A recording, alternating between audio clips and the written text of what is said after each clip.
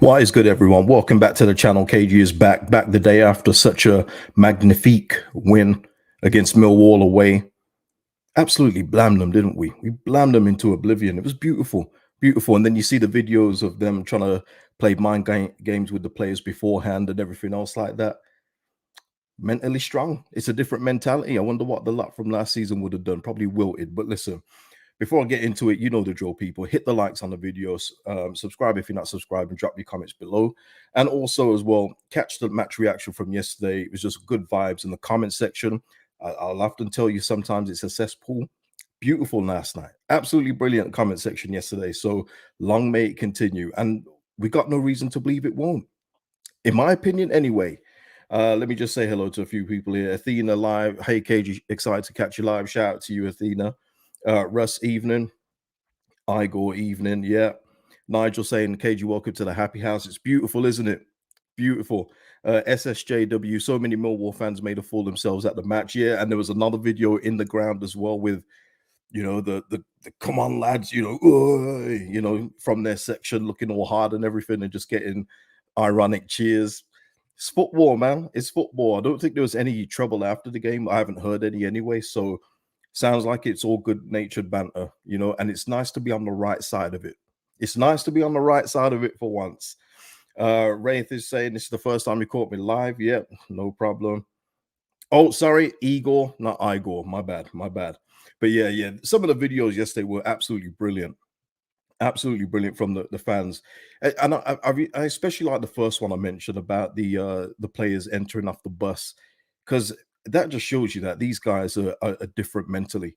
You know, we've had teams in the past where that would have probably ruined them. There would have been an excuse after the game. Oh, we felt rattled. Oh no, I'm so precious. But no, these guys just powered through and said, you know what, we're going to go there, get 3 points, and leave. And that is exactly what we did. Tremendous. Mark, I'm bouncing like that Millwall fan. Yeah. I watched it a couple times, not gonna lie. But yeah, listen, Daniel Farke yesterday. I mean, I'm just guessing here, people. I guess we all woke up like this today. Yeah, I think we all woke up like this today. Big old Jorginho.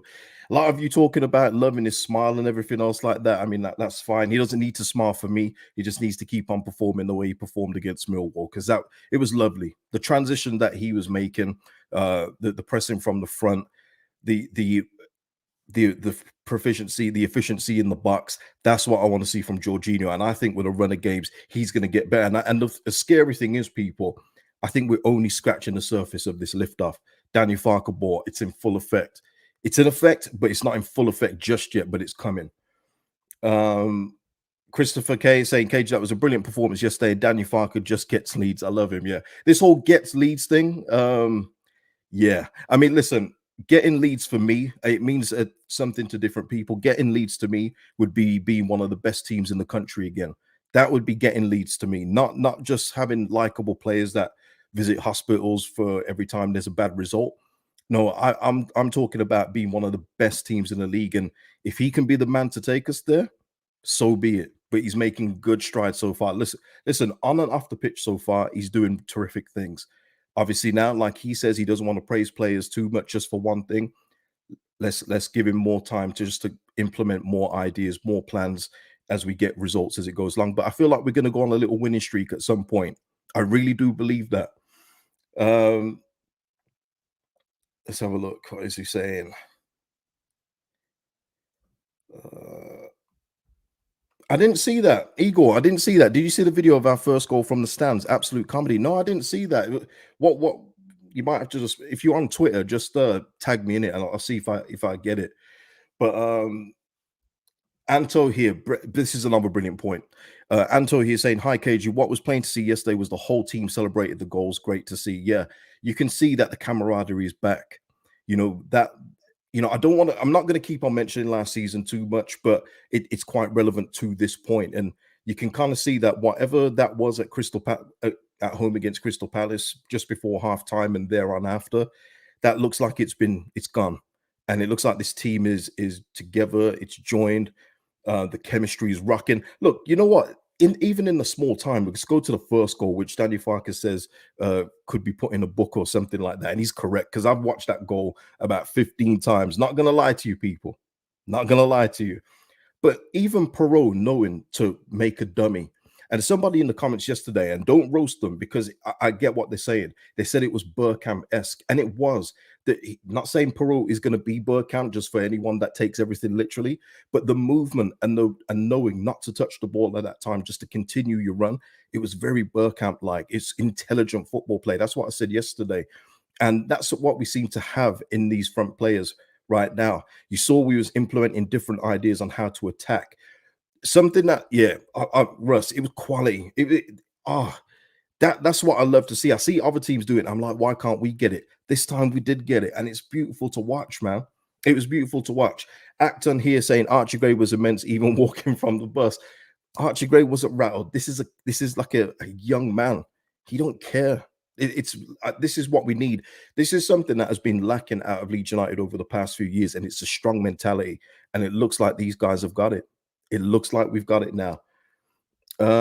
Matt Goodall saying team looks more bonded now. Amazing what a good result does to the feel good factor. Need to back it up and go on a run. First goal in the game is crucial for our start. Yeah, it was the first time. I didn't mention it yesterday, but it was the first time that we took the lead this season. So shows you that at this point now, we take the lead, we win. Let's carry on that tradition. Yeah. Nige D, I'm just gonna move on to this now. Beautiful segue king. Perfect away day blueprint yesterday. Soak up early pressure, go score, bring them out, hit them on the break. Simple, more of the same at Hull. Nigel, you bring me on perfectly to the next one. Courtesy of my guy LUC Data. You know who he is. Go follow him on Twitter. That's what I wanted to point out here. It's this here. 3 out of 3. You know, we had 14 shots in the game, that's fair, but on target, it was efficiency C. It was absolutely deadly. Like I said, the tuck shot was open. It was open for business, and we were served. Because you know what? That was the perfect away day performance. You're right. We had to soak up early pressure. And I'm going to get into that just a little bit later on. But that is how you play it away. Now, you're not always going to get every shot on target to go in. It's impossible. And I don't want to sound like a stat nerd, but you know, you will get a regression there. Not every shot is going to go in, but that was perfect precision, you know. So we do have to probably create a little bit more in future games. It's not always going to be 3 from 3, 4 from 4 or something, although these guys might be capable. But we just need to get some more shots on target. But that was beautiful in terms of a way breakdown. But I did want to point that out. Three shots on target, 3 goals. Lovely. Scribs is saying, let's win 4 or 5 on the trot, then we can believe. Yeah, I mean, listen, we still have to remember this club overall has been losing for 2 years. I would say if we can get 3 and then we build from there, 3 wins in a row would be lovely, wouldn't it? It would be perfect. And I think that we're more than capable. Look, we'll do the whole preview tomorrow. I'm going to do the whole City preview tomorrow as Daniel Farke speaks then. But I do think that we are going to be capable of going on long runs of wins in this league. You saw the difference. I can't go on about it enough. The depth of our substitutions yesterday was a joke. It was an absolute joke. Bringing off Nonto and bringing on Anthony and Dan James, that's almost a cheat code in the Championship. There's not a lot of squads that can do that. So we are going to be one of the better squads in the league. But obviously, results mean everything. And you see right now, Preston are top. You know, they're doing what they've got to do. But I do believe that we're on the right track, 100%. Diggler, Farke is the difference. He 100% is. I always try and tell people the coach is probably the most important person at a club. You know, they set the standard, they set the trend of what you're going to do as a football team. And he is making a huge difference. He's making a huge difference. You can see it on and off the pitch. He's been brilliant so far. But like I say, please keep it up. Mark Carter is saying, are we feeling better about Eli Melier? This is something that I mentioned yesterday, and it you know, I'll say it again. As long as we're in this league, which is only for 1 year, you know, as you know, he can get away with a couple of the flaps and everything else like that. Someone was saying it's a foul and everything, but look, you've still got on the contact, the ball went through his hands. There's just no defending it. But You will get away with that sometimes in this league where you're not going to get punished, like the early pressure we were soaking up in the first 10, 15 minutes. Not every shot is going to go in like the Premier League, where every time we seem to get attacked, the goals went in, it felt like in the end. But um he still, I think he grew in the game. But this is something I was going to mention about Millier. If we can just get him back to being a serviceable goalkeeper, that's all we need from him. We don't need him to be world class, top class in this division. We just need him to give us a chance of winning games. And he did that. He did that yesterday after a shaky start, and that will build up his confidence. His confidence, you've got to remember, over the past couple of years, will be on the dirt. It's going to be on the floor. So the more games like he's got 2 clean sheets in a row now. That will build his confidence, and we move on to Hull City. Mark saying, after seeing Southampton's defender, I can't wait to play him. If they implement that high line against us, Mark, yeah, we're gonna have some fun that day. We're gonna have some fun. Like I say, anybody that didn't see the Leicester Southampton goals, please go back and watch them. It's an absolute. One of the goals in particular is a joke. Okay, it is an absolute joke. So go back and watch those. But yeah, if Russell Martin wants to play that high line against this Leeds United team, good luck to you. Good luck to you. It was actually, honestly, Mike Adams saying a 40-game run would be nice. Yeah, that would be lovely. But listen, next on the docket, just before, I gotta highlight my boy here, Dan James. Yeah. Oh, DJ. If a cameo performance couldn't sum up a player more, it was that from Dan James yesterday, wasn't it? Yeah. That was a cameo of Dan James in the highest proportion, quick, fast on the break, and then just a whole mishit that actually led to a goal, and that's an assist, people. That is an assist. Now he should have had 2, but the ball got changed in the direction, which is the reason why he didn't get the second assist for Jorginho. But that's what you're going to get from Dan James in this division. He's going to be a menace in this league. Mark Carter, I've been really surprised by Mr. Dan James. I'm not surprised. I was more hopeful, Mark, that he would do what he's done so far. But I knew when I did the buy sell bench video, I did say that at this level, with Dan James's pace and everything else that he's got, he's not so reliant on the final third. I do want that to improve overall. I do. I mean, the build up to Perot's goal, it could have been a disaster. But the other things that he does in this division, let me make that clear, are going to be more than useful. Defenders aren't going to know what to do with him. They just don't know what to do with him. You saw that in just his brief cameo yesterday. So Dan James at this level, and even Farke said at this level, by the way, is going to be an absolute menace. And what an option to have, either starting or coming off the bench where the opposition are getting tired. Lovely. SJ44 saying, to be fair to Dan James, he's actually going to get coached this year.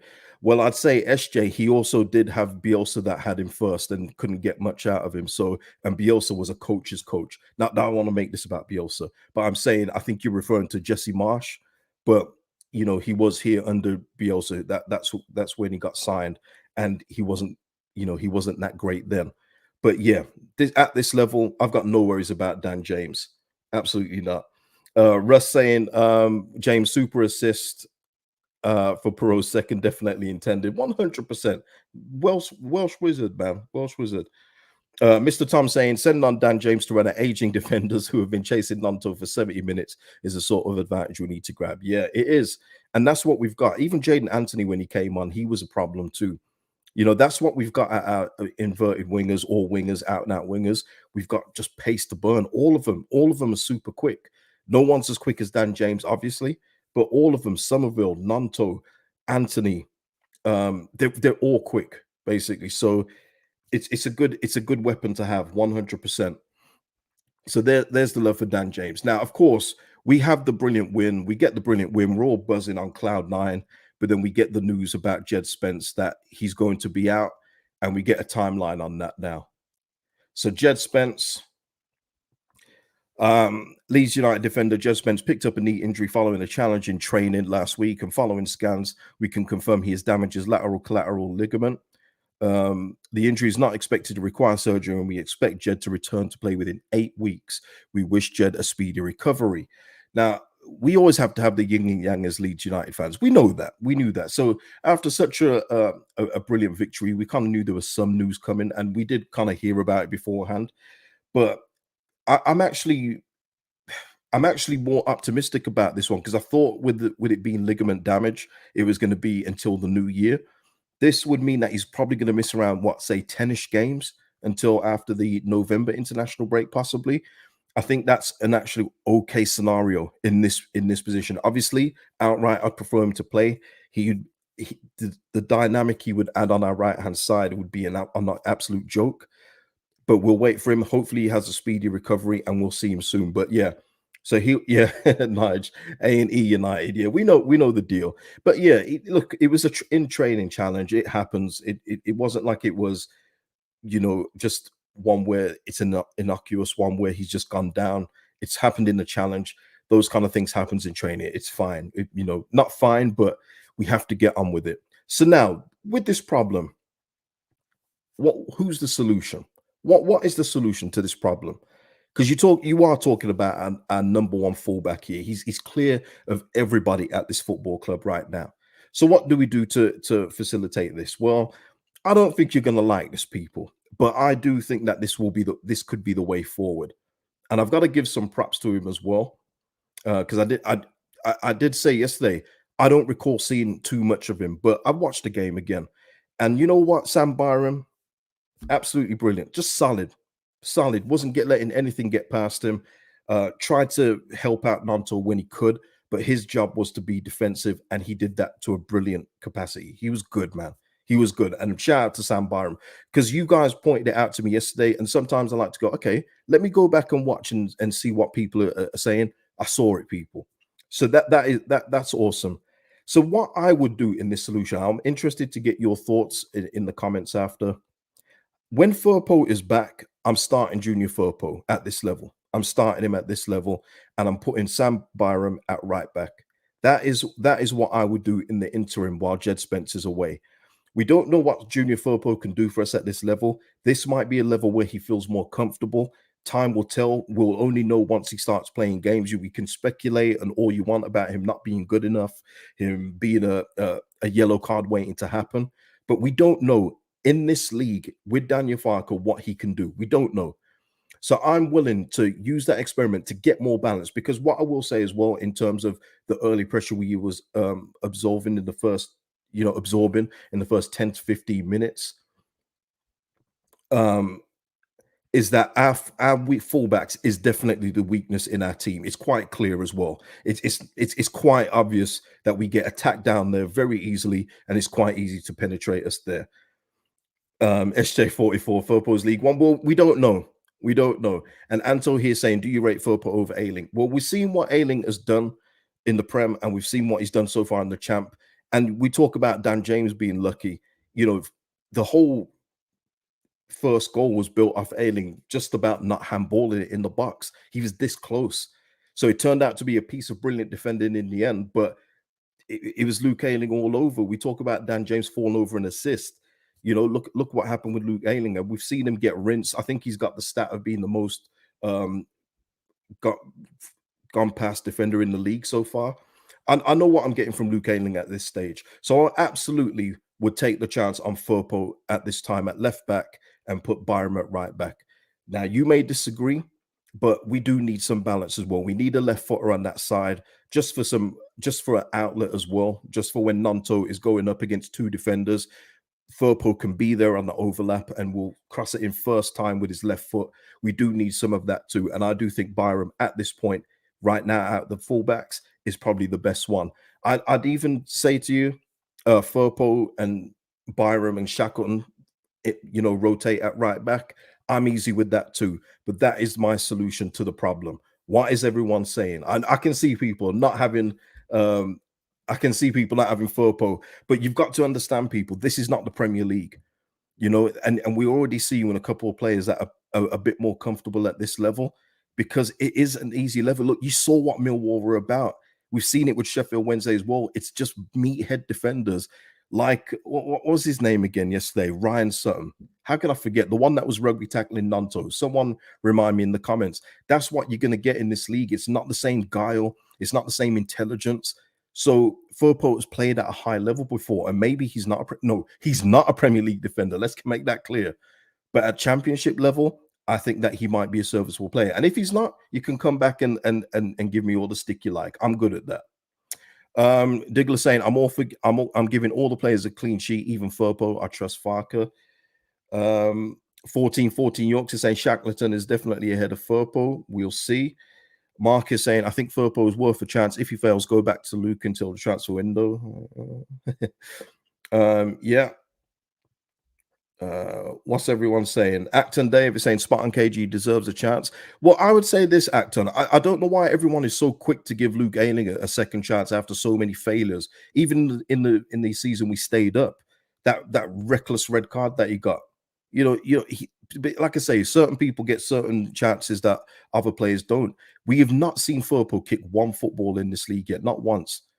What is the harm of seeing what a natural left footer could do at that side and give Byram a chance at right back where he'll be more comfortable as well? We're already seeing Byram, he's getting better on that left-hand side, by the way. There's not so much checking back in terms of checking back, passing it into midfield. At the moment, he's a stay-at-home defender. He's not really overlapping too much. You can bring him over to the right-hand side and he can be even stronger. Like, it's a benefit. We're actually getting a stronger right back than what we've currently got right now. So, hey, who knows? We will see once Firpo is healthy, whenever that is, and we'll see what Daniel Farke does in terms of putting actual balance at that defensive back line. Random guy, is Spence staying at least for his rehab? I would think so. Yeah. I think when it's a long-term injury, they go back to their parent club. But I believe with it being a couple months, 8 weeks, I think that he'll be at Leeds United. I don't know that for certain, but yeah, I would suspect he's staying at Leeds. But yes, Nigel D, brilliant point as well. Brilliant question. Let's hope Byram stays fit. And that's the other thing, because Byram is no stranger to the injury room himself. He's got his own wing in the hospital ward. Okay. We know that. He literally got injured in a couple games before. But at this point, as long as he is fit, why not try him at right back, people? That is just my thinking. Okay. It's just one fan's opinion. Okay. You may disagree, put it in the comments below. It's all good. Let's have a look. Yeah, James, I think Firpo is in Farke's plan going forward. And that's the other thing that I lead to. And James is correct. When you just listen to Daniel Farke speak in his press conferences, when we was talking about getting a left back and we failed on that mission, he did say that Byram and Firpo are his left backs, and he's happy with them. He said that himself. He went to that far to declare that he's happy with them. So you've got to believe that he's going to test him out. And look, I know money shouldn't come into it, but I still imagine Firpo's on a decent wage here. He's not going to be on peanuts. So let's utilize him and see what he can do. Who knows? Who knows, people? Mark is saying, WTF are you doing, Luke, at my TV more than any player? Yeah, uncomfortable conversations. Yeah. But that's what I'm saying. And that was I've got to address what people are saying. And a few comments yesterday were saying those kind of things, in that the one thing that gives you guys a heart attack or makes you nervous is Luke Ayling at right back. And I'm with you guys. I'm absolutely with those people that say that. He's just not a good defender anymore. He's just not. Brilliant improvisation on the first goal yesterday in terms of not getting there with your hands. But I tell you what, if that was Phil Jones doing that again, we'd all be laughing at that. Oh, Phil Jones is at it again. But Luke Ayling does it. It's like, yeah, go on, Luke. Yeah, that's brilliant and all that. So, but it is what it is. I just know what I like, and I know what I want to see going forward, and that's what I would do in this instance. But as soon as Jed Spence is back, people, undisputed number one. You know what I mean? But yeah, listen, people, that is it. Let me just see if there's anything else that I wanted to cover. No, that is all she wrote. So I just wanted to continue on this good vibe, talk about the whole Jed Spence thing, the solution that I would give. Please give your thoughts below. We'll be back. I'll be back tomorrow for the match preview against Hull City, and we'll give our score predictions then. And see what Daniel Farke's got to say in terms of what we expect going forward. I'm sure he's not too bothered now after we've traveled down to London and Hull have had a game. What was it on Friday? I'm sure he'll forget all that now. I think we're good. Yes, it is, Nigel. It is just for people that want to see it. Apparently, Hull game is on Sky Red Button Wednesday. It is one of the games you can select, so it will be available to watch. Yeah. I don't know. Yeah, but I will be about Wednesday, of course. But we'll do the preview tomorrow, people. So listen, people. Please hit a like on the video. It really, really does help the channel out. And listen, if you haven't seen yesterday's match reaction, please go back and watch that one. I'll be back tomorrow. Subscribe if you haven't subscribed and drop your comments below. And I'll see you in the next one, people. Peace out.